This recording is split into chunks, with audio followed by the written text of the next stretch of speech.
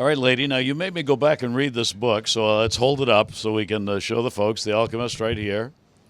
This is one of the all-time great reads. It is on any list, New York Times list, wherever you look, of books that you must read in your lifetime.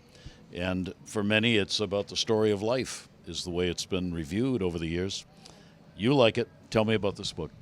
I've read this book probably 30 times. I love this book, and I recommend it to everybody. It's a great gift. I give it a lot to graduating seniors or other people kind of starting a next chapter in their life.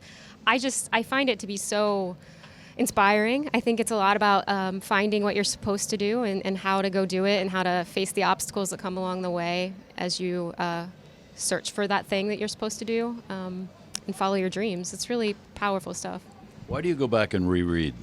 Anytime I feel a little bit lost or I'm not quite sure, maybe a decision I'm not sure how to make, or I just need some inspiration about why I'm doing what I'm doing or how I can find meaning in it, I think those are the moments I go back and read it, and I always find something new there, something that is a reminder of maybe where I was 10 years ago when I first read it, or something that kind of leads me in a new direction moving forward. What is the book?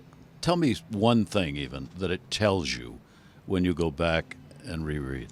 I think the biggest thing is overcoming obstacles, right? So like the book is a fable, and it's a little boy following his dreams, and along the path to his treasure, as they describe it, he encounters obstacles, and the obstacles are often hard to overcome, and our obstacles in our lives are also hard to overcome and come in all different varieties. So I think if you're faced with an obstacle or you're not sure how to get around one, I think when I read it, I'm reminded of the path isn't always simple and easy, and it takes a long time to get to where you want to go. One of the things that amazes me, this book was really written for young readers.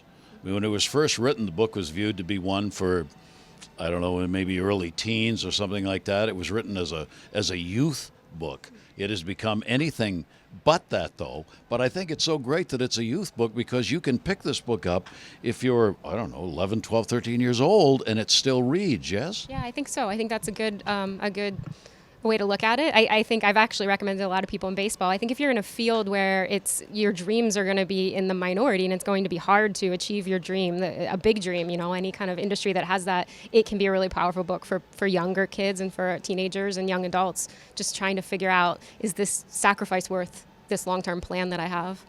Have you read other works that he has written, Khalil? I have not, actually. I love his writing in this book, but I have not. I don't think there's anything quite like this. I've read a couple of the other ones. They're very adult books, somewhat in-depth and a little harder to get to. If someone came to you and said, all right, I heard you talk about this book, I want one reason why I should read it, you would say? Oh, that's a good question. It's a very quick read, so I would start That's there. good. If you're not, if you're a reader, you'll fly through it. And if you don't read a lot, it's kind of an easy sell because it's a pretty quick read. I would just say if you want to be inspired and if you want to sort of sit down and soak into this different world for a little bit and find some meaning in everyday life and challenges and where you want to go, and if you're a little lost, it's kind of a perfect book for people in that situation. I'm so glad you brought this book to do. I love this book. It's just a great read. Kristen, thank you very much. Great to have you on with us. Thanks for all the help you've done in the PR department. But this may be the most important thing you've done for people all year long. Oh, that's really sweet to hear. Now you can see how beat up my copy is. It's really, I've had it, this one, it's like 10 years now, I think. It. So That's a sign of a well-read book. We look at the spine on the book, and you can see the spine has been torn a little bit, a little ragged there. Yeah. That's a great sign. That's the way books should look. Thank you. Thank you.